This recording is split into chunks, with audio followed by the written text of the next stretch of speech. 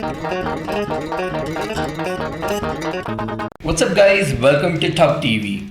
So it is July, which means we are halfway through the year 2019, and it's been an interesting year in the world of metal music so far. Some awesome albums come out, some interesting ones, and some not so interesting ones. We are here, however, to discuss our favorite metal albums of the year so far. Now, when we call these our favorite albums, these are not something which are ranked from first to fifth. These are just albums which kind of we felt were the standout albums of this year so far. Yeah, that's true. So there is no number 5 to number 1 in the progression. They're just albums that resonated with us, we personally like, and thought, we should mention them. Before that, if you're watching this for the first time, be sure to hit that subscribe button along with the bell icon for more news and updates from us. And give this video a thumbs up if you like what you see. Let's get into it.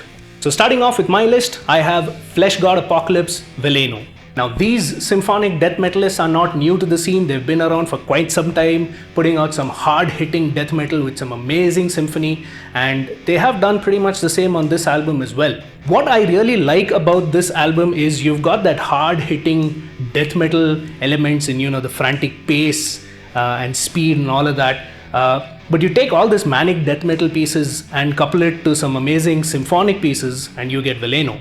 What really stands out is the element of pain and emotion throughout the album, which makes it feel very analog, that digital element is taken away, which honestly is there in most modern music. But this still has that, that element, that human aspect that connects with you. Throughout the progression of this album, if you have to go through it, it's got this melancholic element in its symphony, and as it progresses it becomes more triumphant, and that really stands out to me. I mean, to sum it up, I really love how they've made something so beautiful yet painful, and if I have to give like a 3-word summary, Veleno is beauty in chaos. Next up, Devin Townsend, Empath. Now firstly, this is an album that is going to take some time to grow on you. It's not just your regular average Joe stuff. Just when you think Devin Townsend has done it all with Transcendence, he drops this album, and boy, what an album it is. Clearly, it is unapologetically Devin Townsend, and what really stands out is now you have metal music which essentially sounds commercialized, but when you listen to Devin Townsend, he does it the other way around. There are a lot of commercial elements and classical elements, some neoclassical elements as well, which he has taken and he's metalized them thoroughly. That's what makes Devin Townsend really. Along with all that classical influence, what really stood out to me was this album has a cinematic experience. And what I mean by this is, if you listen to the way he has created his pieces, the background effects, the layers, the way that they've been added, I mean, it's pretty easy to say that this album could stand out to be its own musical or its own Broadway. So if you haven't checked out Empath, take some time, listen to it. It's something that will grow on you. Next up, Ginger Micro. Now this isn't a full-length album, this is an EP. Ginger is currently in the studio and they're working on a full album that's due to be out this year. Can't wait for it. But Micro as an album in itself comes together really nicely. And in my personal opinion, this band is what I would classify as next generation metal music. Overflowing with heavy breakdowns, it's got interesting guitar riffs, it's got a lot of bass technicalities, a lot of drum technicalities, and it all comes together nicely. And then of course you have Tatiana's amazing vocals. You got to hand it to this woman. She can sing like an angel and growl like an absolute beast, and she does it effortlessly. Also, what has to be discussed is, while you have so much going on with the instruments, it's kind of intelligent how they give one another space to exist, and it's not sort of this overcrowding of all sort of sonic frequencies. Another thing that really stands out to me with this album is the lyrical content itself. There are some rather interesting topics and some uncomfortable topics that have been discussed throughout this album, and quite honestly, if you look at the state of humanity today, you absolutely can relate. It goes all the way from things like, what man essentially has done to the planet, to even some discomforting topics like, abuse and stuff like that. It's extremely crazy. If you haven't listened to this album, I honestly would recommend that you listen to it. It's not awfully long. It's just got about 5 songs. One of them is a very interesting instrumental. That's the title song itself, done predominantly with just the bass guitar and a cajon, and it sounds amazing. Be sure to check it out if you haven't already. Next up, Dust Bolt, Trapped in Chaos. Dust Bolt, in my personal opinion, is one of the better modern thrash metal acts out there, and this album pretty much proves that. It is a really good sounding modern thrash metal album with great production, great riffs, but it manages to retain all those old school bits of classic thrash metal as well. And what stands out to me is I find this album to be a perfect crossover between American thrash metal and Teutonic thrash metal. As you go through this album, you hear the riffs, you hear the chugging, you get that essence of thrash metal, and on one aspect you feel that there's nothing new going on, but at the same time it doesn't sound generic, so you don't get a sense of monotony, and that's what sort of engages you.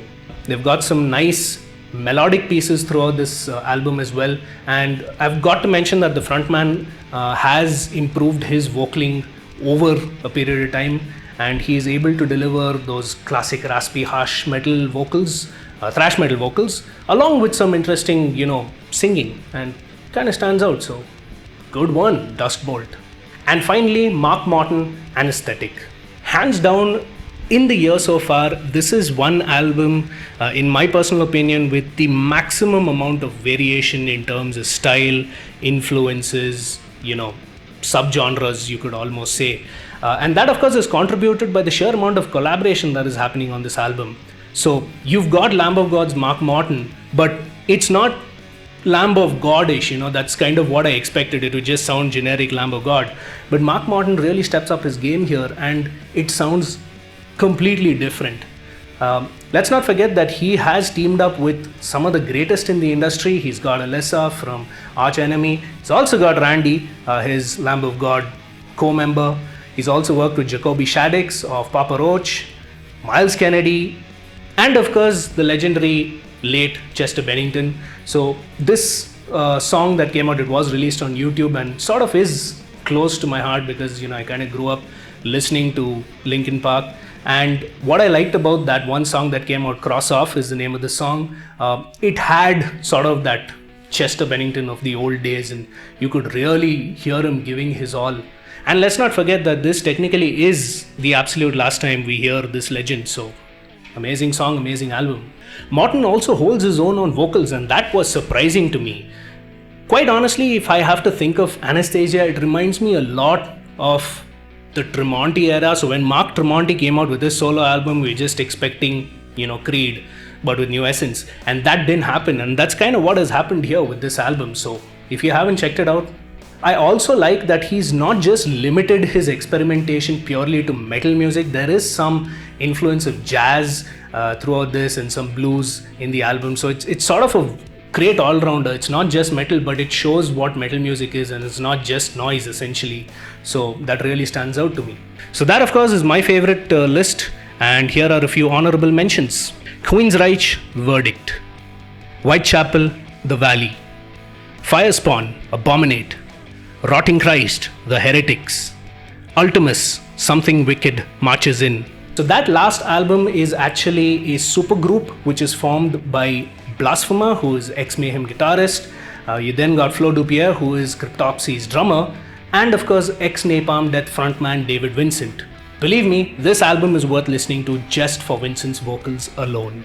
And finally, along with those honorable mentions, we have some dishonorable mentions. I of course have essentially one, and that is Arch Enemy's Covered in Blood. Hang on, now before you go off on me, I know it is a cover album. I understand that, artist has freedom to reinterpret it, to give us their rendition of what they think about the song, and that's all okay. What I do not like about this album is that some of the songs, the pacing doesn't necessarily work when compared to the original, and because they've limited it only to growling vocals, kind of sounds butchered. This also is very contradictory, because if we were talking about artistic freedom, why aren't you using Alyssa's clean vocals? I mean, her vocals are absolutely great. If this was an Arch Enemy album, I get it, because Arch Enemy is predominantly focused around growling. But this is a covers album. You really definitely could have gone, the next mile. You could have used Alyssa's vocals and also let, Jeff Loomis do some of his solos. So that, according to me, was sort of a disappointment. I feel that they've sort of taken these two great artists and limited them. That's all I have to say. Other than that, there are certain songs which I listen to and they did grow on me. One of them being Shout, because this album is sort of close to me. And yeah, it did grow on me. Again, because Alyssa had some of that clean vocals going on at the back.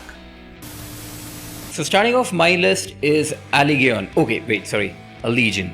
So Allegion came out with their album Apostasies this year, and trust me, it was a banger. For most of us, this band is something that we would have heard of in the past couple of years, wherein they had a bit of issues financially. They'd even made a video of it, they'd uploaded it on YouTube. For the guys who actually follow this band from the very beginning, we know that this is one of the bands which is like the gateway towards technical death. Now the album is completely filled with a mixture of instrumentals and epic guitar sounds. When you listen to it from the beginning to the end, you kind of understand why Allegion is the way that they are. They stand out from the crowd. It's not the factor that they're very widespread among your time signatures. They follow a pretty simplistic one, but that's what makes it very great. Now there are a couple of instrumentals which are actually placed within this album, and trust me, it kind of gives you a completely different vibe that you can expect from a metal band. And also, they kind of started experimenting with clean vocals and it sounds brilliant. The next album which I'm going to talk about is TYR Hell.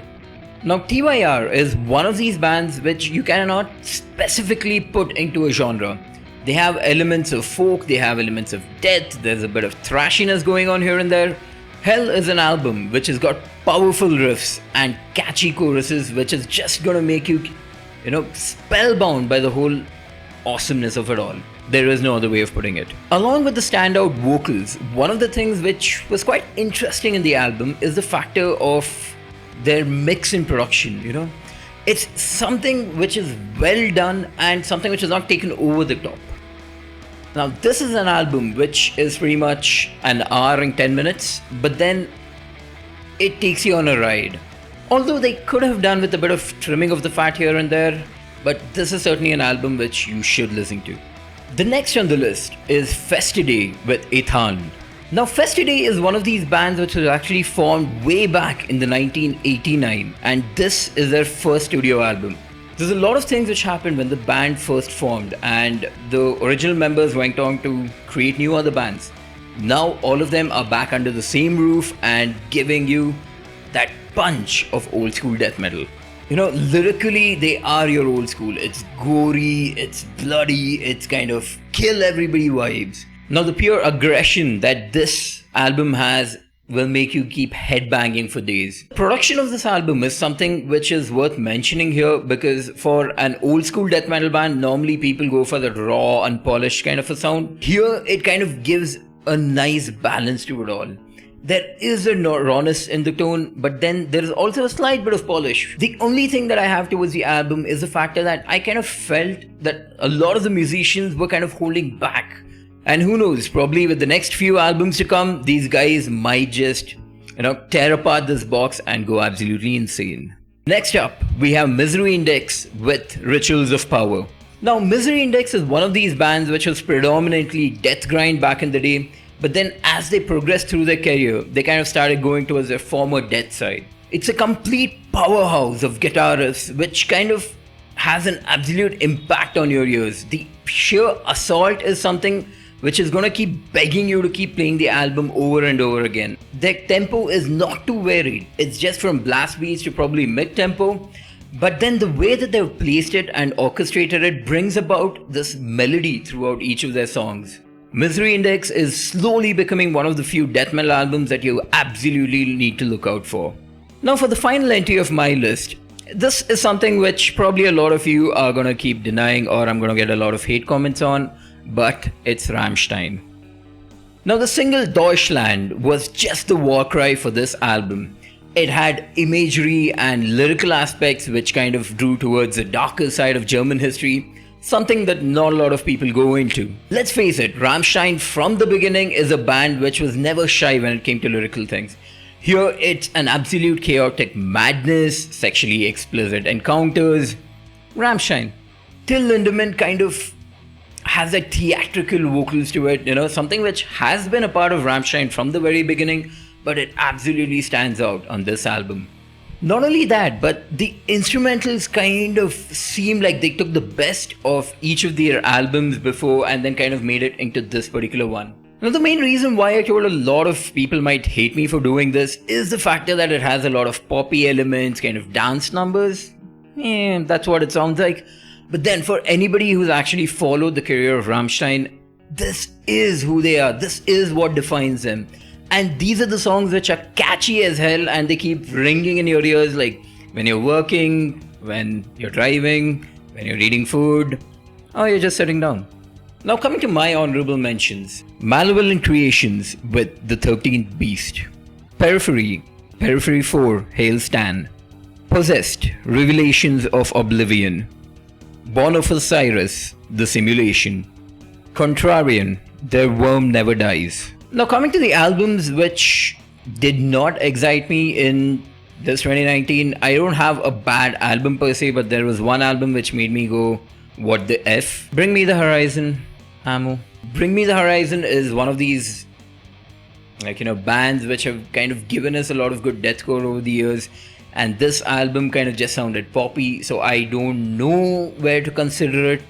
Now, judging by their previous albums, this seems to be the direction that they're held to, and it's a wanted move. So, all the best. Cool. Hopefully you get some new fans. So that, of course, was our list of our favorite metal albums in the year so far, the year being 2019. What did you think about it? Do you agree with us? Are there some of your favorites in this list? Are there some which should have been in this list? You could list it out in the comments below and let us know what are your favorites. Or you can just give us your complete top 10. Give this video a thumbs up if you like what you see. Subscribe to us, hit that bell icon for more updates and content from us. And as always, stay metal.